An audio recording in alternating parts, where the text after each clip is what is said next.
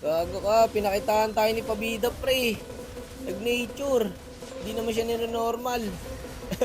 Gago, tinapos niya pre oh.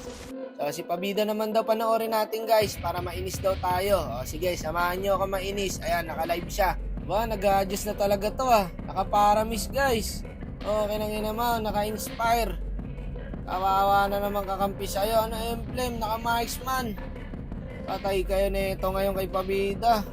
Kakapasok lang natin guys. Aba, tumitipi-tipi agad pre. Ayan na. Inaasar niya lang yan guys. May ulti pa yan eh. Maasar yung Leslie. Tignan nyo guys ha. Oh, inaasar-asar niya lang yan. At saka mag-ulti yan. Kinalupit talaga ni Gago. Kaya marami talagang matututunan kay Pabida guys. Huwag nyo na lang gayahin. Idol talaga kita Pabida. Walang ibang nakakagawa niyan. Bukod tangi, ikaw lang. Grabe pala ang Clash of Legends guys eh oh. Hindi matapos. Pakita mo naman ako Pabida. Puro ka naman push eh. O ayan oh. Eto na. Pinasok na ng Johnson. Pinasok na rin ni Pabida. Tinadtad pre. Walang ya. Bagong meta talaga. Para Miss Marksman. Ang lupits nung par. Ikaw lang nakakagawa niyan. Tinangkit pa yung tower. Ego ka ba? Akala mo makunat ka? Patay ka ngayon. Tarantado, walang magawa Leslie sa akin. Aba, nagyabang pa. 0-2. Pagka may ganito kayong kakampi guys, huwag nyo lang trash talkin, okay? Murahin nyo na agad. Ay, murahin nyo na agad. Dayaan nyo lang. Ay, alam ko na ginagawa niya. Binabay time niya. Alam ko na to. Ayan guys, nakikita nyo sa minima, papunta na yung kampi niya. O, diba? Na-buy time yung kalaban. Ang galing talaga ni Pabida. Iba talaga mindset na ito guys, no? Kakaiba. Ayoko magkaroon ng ganyang mindset. Umitipi pa. Binabuy time pa niya ulit, pre. Nakakasar na sa kanya yung kalaban, eh. Naisip mo pa yan, marksman, paramis. Wala na iba nakakagawa niyan, eh. Ikaw na lang ang buod tangin nakakaisip ng ganyan. Pero in fairness guys, effective. Bago lang pa kasi Pabida sa inyo, magpupush lang siya. O ayan, hindi inarangan ni Pabida pre oh. Yung ulti ni Leslie. Wala akong paki sa'yo. Paala ka sa buhay mo. Sige, mag-clash kayo na mag-clash dyan. Uubusin ni Pabida yung tower nyo. Ayan oh. Ang bilis tumira oh. Kaya naka-marksman build eh. Ganyan pala yung technique ni Pabida. Hinahayaan niya lang mag-clash yung kalaban. Tapos siya ang gagawin niya, push lang. Loko, di pa tumama yung skill. Nabuhay pa. Ayan na, multi na.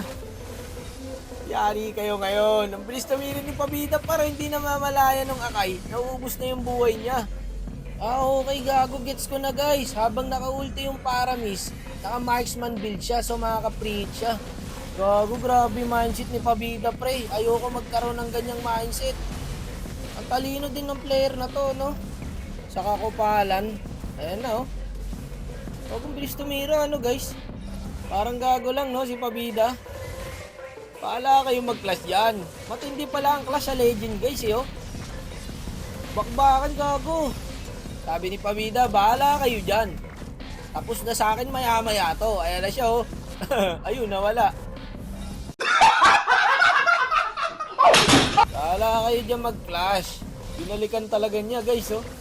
Iba talaga ang determinasyon ni Pabida pre. Sige, mag-clash kayo na mag-clash. Ubusin ko tower nyo. Bago sa item niya guys, ang bilis ng tumira niyang promise. Tapos mag-i-inspire pa siya. Isipin nyo yun, kung gaano kabilis yun. Tignan nyo guys ha, hindi pa naka-inspire yan. Ano, bilis tumira oh. Paano pa kaya pa nag-inspire? Ito, bumak sila, di nila kaya, mga maglo-lord. Multi pa ang gago. Bakit kaya?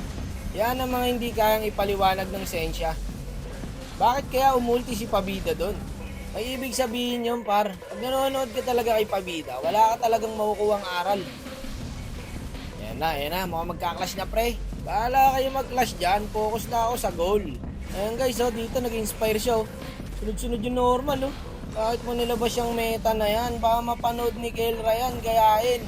Swerte-swerte si Pabida sa kampi ngayon guys, no? Buti na lang marunong yung kakampi niya. Kasi kung hindi, Kawawa na naman magiging kakampi nito. Panigurado. Ay, sayang. Kala ko tapos na sa kanya eh.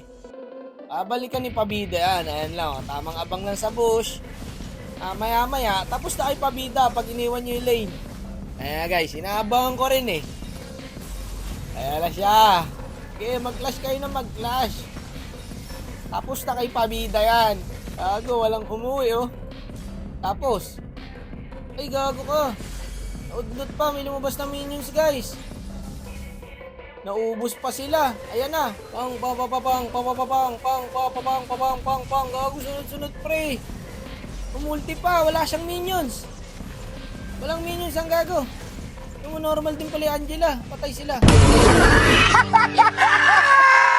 Loko guys, muntika na yun. Dalawang normal na siguro yun. Kaso walang minions eh. No, tapos na, dalawang normal na lang. Isa na nga lang yata eh. Inang mo talaga, Pabida. Gago, akit siya sa top guys. Nag-enjoy lang sila oh. Okay, mag-clash lang kayo dyan. Maya-maya, tapos na kay Pabida yan. Grabe pa lang, Clash of Legend guys. Hindi matapos-tapos. Ayun oh, long clash lagi. Wala na, GG na to pag walang umuwi dito. Tapos kay Pabida, may Leslie. Patay ang gago, nag-nature sa Leslie. Ang talino. Wala na, tapos na guys. Si Pabida nagpanalo dyan pre. Siya nagpakonti ng buhay ng tower eh. Ayun, diba, silver? Di pa rin ako makamove on. Yung gala, marksman para miss. Guys, huwag niyong gagayahin, okay? Kawawa kakampi nyo. Pag ginaya nyo si Pabida.